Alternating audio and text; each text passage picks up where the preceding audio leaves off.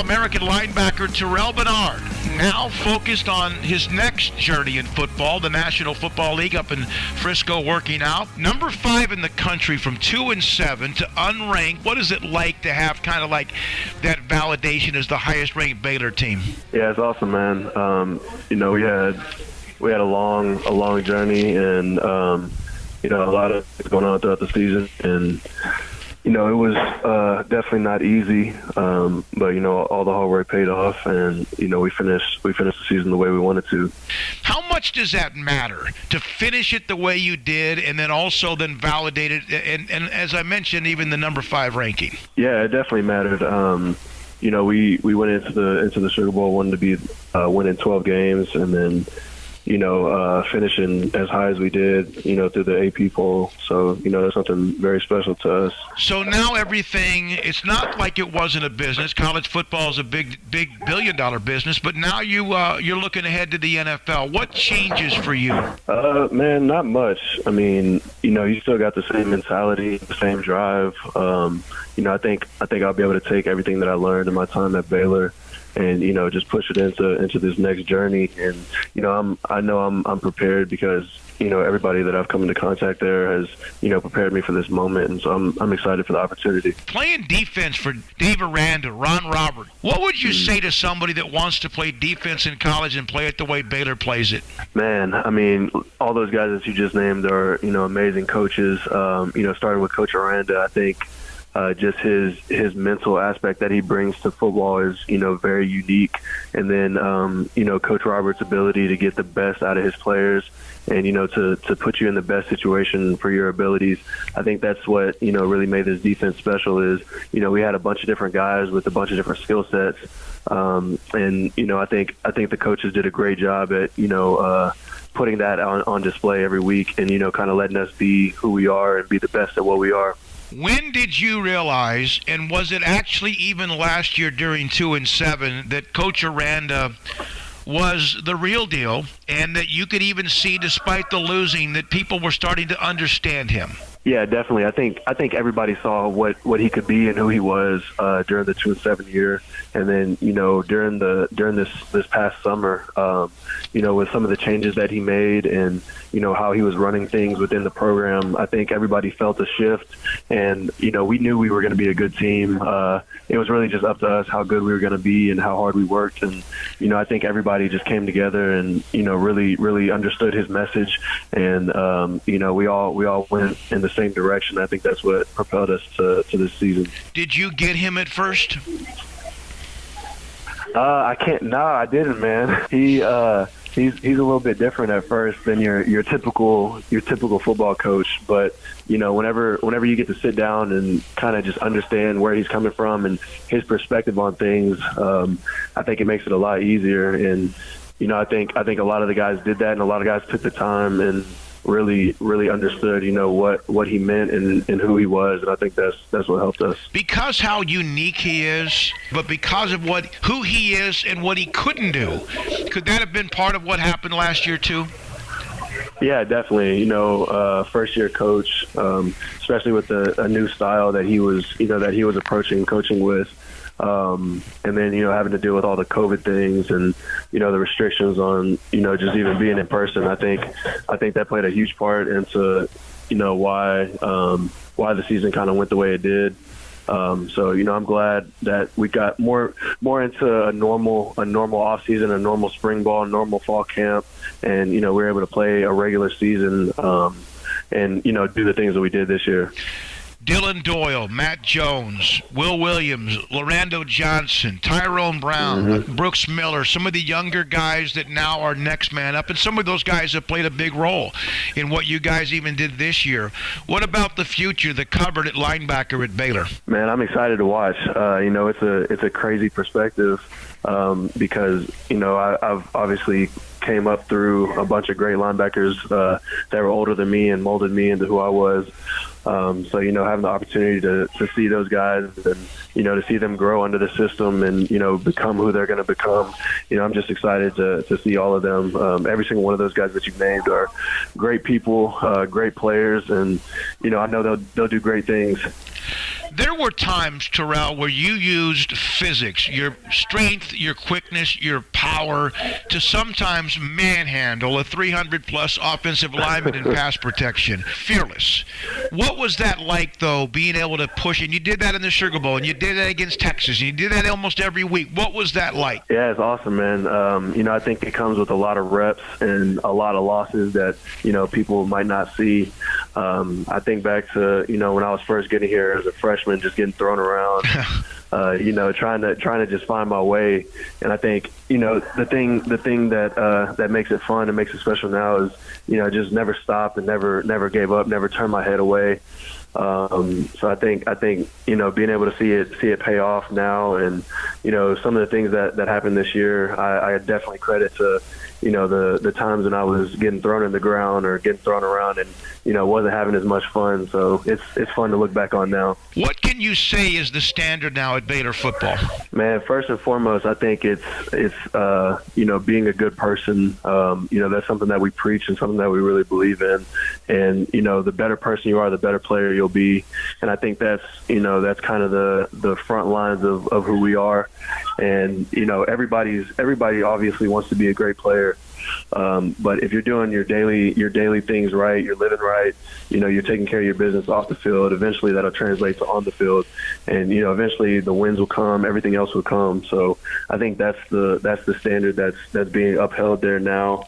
And, I'm excited for those guys. How hard is that to keep that standard? How hard was it? In this year's team seemed to have no drama. Basically, I think early in the year, Siaka had to be suspended for one game, and Coach Aranda talked with us a little bit about that. But really, there was no drama that we know of. Yeah, I mean, I think that's where it comes from, like you said. When you can keep the main thing, and, you don't have to worry about external forces, you're not fighting against yourself. You got everybody on the same page with the same mission. You're able to do something special, and that's something that we were able to do this year.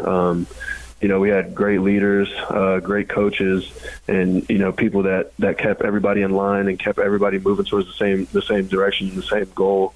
And it's crazy to see how far that paid off. You guys had to deal with something very unique this year when you have an assistant coach in the middle of the year basically move on to a rival in what Coach McGuire got the opportunity to become the head coach, and you and Coach McGuire go way back. How much of a job did Caleb Collins do once he was able to take over that role? Man, I couldn't. Well, first of all, congrats to Coach McGuire. Joey's a great dude, and I couldn't be more happy for him and his family. But Coach Collins is just a different person. I think his ability to connect with the players and to teach the game of football to players is awesome. Initially he was working with the inside linebackers, so he was a guy that I would go to all the time just for little details here and there of offense or something about the defense that I wanted to know better. He was always one of the guys that I could go to. So seeing him make the transition to working with the outside linebackers and getting them ready for whatever we had after Coach McGuire left, I couldn't be more proud of him. And he's one of the best people in the building, and I'm happy for him and his family, and the opportunities that'll come. Did that shake you guys a little bit, that situation? I wouldn't say that. I mean, obviously it was different for everybody. But I think everybody was excited. Joey is loved around the building, around Waco, around the whole state of Texas. So I think everybody was really excited for him to have that opportunity to become a Power 5 head coach. But obviously you're losing that guy too. So guys were upset, but I don't think it took us off our path at all. I don't think it shook anybody. I think more than anything, everybody was just excited for him. Terrel Bernard with us, Baylor All-American linebacker. How does your body feel? Is it in rest mode? Is it in decompression mode? I know you don't quit working towards the goal of the combine and whatever else. How do you feel? I feel all right, man. After the game, I was a little beat up. It's been a really long season, but I've been out here in Frisco training. After the Sugar Bowl, we flew back to Waco that Sunday morning, and I actually moved into to my apartment Sunday afternoon, and then started the training Monday morning. So it's been kind of a crazy ride, but I'm feeling better now, and excited for the next step. I would think in a combine setting, all of the testing, you would just freak the thing out. I mean, what you can do. What is it now? Is that mainly you just focus on doing all of those drills almost perfectly? And is there much football that you do over the next few weeks? Yeah, so that's the main focus is just perfecting the drills and your technique on all the different things that you're gonna be tested on. But we're actually starting actual football drills and position work later on today, because we have the Senior Bowl coming up. So still prepping for that, as well as getting ready for all the combine drills and stuff. Terrel, you took over when Clay Johnston went down, and there were people who knew about you, but then all of a sudden you exploded on the scene. You picked the fumble up, scoop and score against Oklahoma State, and the rest of its history. You had to deal with last year's injury. You got dinged up a few times this year. What did Baylor and the support, the fans, and the university mean to you? Yeah, it means everything, man. Just having the whole fan base behind us, and me specifically, fighting through injuries and just keeping my head down and pushing. I could always feel the support from coaches, trainers, my teammates and stuff. So that definitely helps. But yeah, man, I think Baylor's fan base and everybody associated with Baylor definitely keeps everybody motivated and helps push us to where we want to be.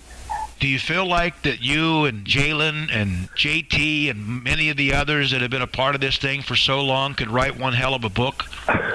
Definitely. Yeah, I think throughout our 4 or 5 years here, we've experienced a lot. We've seen a lot. So I think we could have a nice little story go into that. You ended up with hundreds of tackles at Baylor. You ended up with, I believe, 600 or 700 tackles in high school. What is that like to have the instincts? Yes, you have to be quick and fast and strong and all that, but you have that mentality of being a football player, a baller, as I call it. What's that like?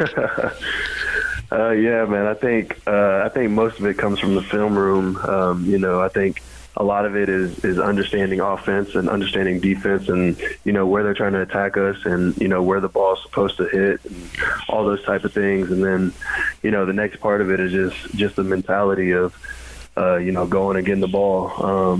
I think that's a part that people overlook sometimes. And if I could talk to any young player, the first thing I would say is, you have to play with great effort if you want to get on the field at any level. So I think just always trying to play 100%, and then, defining and refining your skill set, and, the details of the defense, and the details of, what offensive scheme is trying to do. I think that's what plays a part into all that. You're going to be drafted. You're going to have a chance to play in the NFL, but do you have really, has anyone really sat down and discussed what they feel you can do? Nah, not yet, man. I think more than anything, just trying to get into the league, into that next level. Has been a childhood dream since I was, 5 years old, 6 years old. So I think just being so close to that, man, I'm just focused on, trying to do the best that I can in preparation for whatever comes next, and, just thankful for the opportunity that, I've got right now. Last thing, Alabama, Georgia last night. Georgia wins it, first time in 41 years. Actually, a couple of questions. Can you ever see Baylor play for the national championship? And number two, was there any time last night watching those two teams when you wished it could have been you playing one of them? Yeah, so to answer the first question, I can definitely see it. I think on both of those teams, you see big guys up front, paving the way.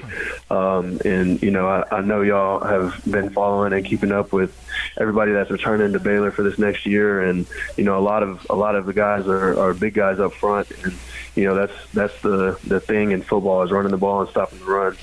So having big guys pave the way is, just the biggest part of all of that.